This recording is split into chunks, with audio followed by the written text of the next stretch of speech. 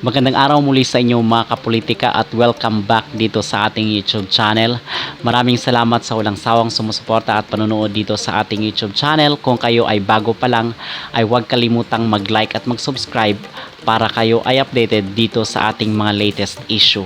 So kung inyo nakikita, ang pamagat ng ating pag-uusapan sa ngayon ay kung bakit hindi na dapat magpapadala ng mga contestant dito sa Miss Universe ang bansang Pilipinas. Okay, ito yung ating himay-himayin kasi doon sa ating previous video ay napag-usapan na natin yung mga possibilities na kung saan ang maging final 2 daw sa Miss Universe 2024 kasi ngayon ay niluluto na yung Miss Universe 2024 doon sa Mexico. Ang magiging final 2 daw ay itong si Thailand at si Mexico. Kung kaya ito rin yung reason kung bakit hanggang ngayon ay hindi pa sila nakakapili ng kanilang maging pambato para sa Miss Universe 2024 kasi gusto talaga na maging stand out para kung kaya ipapanalo nila itong dalawang bansang ito ay hindi magiging obvious. Okay, kasi ngayon pa lang ay meron nag-comment doon na kung saan may nasasagap tayo na information na kung saan ay ilalaglag umano sa top 20 daw itong si Chelsea Manalo. So ito yung ating magiging basis kung bakit hindi na dapat tayo magpapadala doon ng mga contestant. Unang rason diyan is hindi pumunta sa bansa itong si Anja Krahutatip and never siya nag-apologize sa mga Pilipino dahil doon sa nangyari kay Michelle D last year. Kung inyong matatandaan, talaga namang inulan ng batikos at kontrobersiya itong si Anja Krahutatip and hindi malayo ngayon ay dinadamdam niya na kung saan iniisip niya na gumanti dito sa ating bansa para dito sa gaganaping Miss Universe 2024 sa Mexico. So yung maging final 2 di umano na pag-usapan natin doon na ang maging major sponsor ng Miss Universe ay itong Telemundo nung time ni Rabia Mateo na kung saan siya ay nilaglag matapos ang top 20 dahil yung mga judges doon ay Latinas. So hindi umano nagustuhan itong si Rabia Mateo ng mga Latinas. So ang possibilities din dito mga kapolitika ay kasi for sure dyan ang mga magiging hurado dyan at ang selection committee ay mga Latinas rin.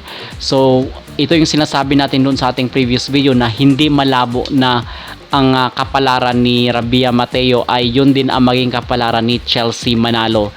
So isa yan sa mga reason kung bakit hindi na tayo dapat magpapadala dito sa Miss Universe 2024. Siguro mas maganda pang na pag-igihan at atin na lang tangkilikin itong Miss Cosmo kasi nagbe-build pa siya ng integrity at ng kredibilidad. So yung pangalawang reason is itong may-ari ng Miss Universe ngayon ay si Jack Krahutatip at ang sinasabi doon na itong Telemundo sa Mexican base ay ito yung maging final 2 yung Thailand at Mexico. Okay, so sila ang maging final 2. Yun ang mga sabi-sabi at mga base sa ating mga nakalap na informations. So yung pangalawang reason kung bakit hindi tayo dapat magpapadala dito ng pambato natin ay nasasayang lang yung pagod natin at yung effort. Kasi itong time ni Michelle D, meron ngang mga usap-usapan noon matapos out-switch itong si Michelle D doon sa listahan ng El Salvador ay nakita doon na kung saan ay nakuna ng camera itong si Jack Krahutatip na sininyasan niya yung mga cameraman na i-switch daw instead na si Michelle D yung tatawagin ay ang tatawagin niya yung Thailand. So isasali daw sa top 5 itong Thailand base doon sa kanyang senyas doon sa mga cameraman. So ito din yun isa sa mga reason mga kapolitika kung bakit dapat ay umalis na yung Miss Universe Philippines dito sa Miss Universe mismo. Kasi kung inyong naalala, hindi nga dito pumunta sa ating bansa itong si Jack Krahutatip kasi may possibility na hanggang ngayon ay dinadamdam niya pa yung mga bashing na kanyang natanggap sa ating mga kababayan ng Miss Universe 2024 and never siya nag-apologize sa mga Pilipino dahil sa nangyari. Tanggap naman kasi ng mga Pinoy kung ano man ang mangyayari sa ating pambato kung deserve naman. Just like doon kay Celeste Cortesi, which is ang sinasabi nila is hindi daw masyadong outstanding yung performance ni Chelsea. So tanggap ng mga Pinoy yun, but dito kay Michelle D is judges, nakikita nila yung inequality ng judgment dito sa Miss Universe 2023, kung kaya marami talaga sa mga Pinoy ang nagalit noon, at dagdag pa doon yung mga pagbibigay ng senyalis ng mga judges, especially itong si Mario at itong Miss Universe France, na kung saan nagbigay ng hint kung saan ay meron talagang nangyaring pagluluto doon sa Miss Universe 2023. So bakit pa tayo sasali dito sa sa Miss Universe na ito, na kung saan ay nababalot ng kontrobersiya yung kanyang kredibilidad? Okay, kasi ang nakikita ko rin dito mga kapolitika, ayaw rin nila Samshi Supsup at itong Miss Universe Philippines organization na mawala ng trabaho at mawala ng kita. Kasi alam naman natin na ini-exploit lang yung mga Pilipino dito. For example nga doon sa mga botohan, ay number 1 tayo sa pagboto. Gumagastos tayo ng ilang milyon para dito sa botohan. Yung ibinibigay sa atin is lang, barya-barya lang. Katulad doon kay Michelle D, na kung saan yung mapupunta doon sa foundation ay barya-barya lang kumpara doon sa voting na natanggap, na kung saan milyon-milyon yung kinita ng Miss Universe organization.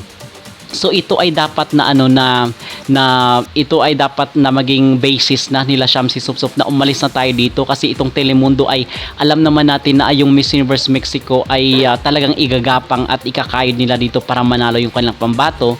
Syempre sa kanilang bansa gaganapin, ibibigay pa ba nila sa iba yung magiging corona? Kaya nga dito nila ginaganap, kasi binabalik na naman nila sa mga Latinas yung itong beauty pageant na Miss Universe and itong sa Thailand, kasi itong Thailand ay talagang itinuturing tayo mga kapolitika na karibal when it comes to beauty pageant. Okay, so mga kapolitika, ang dapat gawin talaga ngayon ng mga Pinoy ay magkaisa na i-boycott at wag nang tangkilikin itong Miss Universe.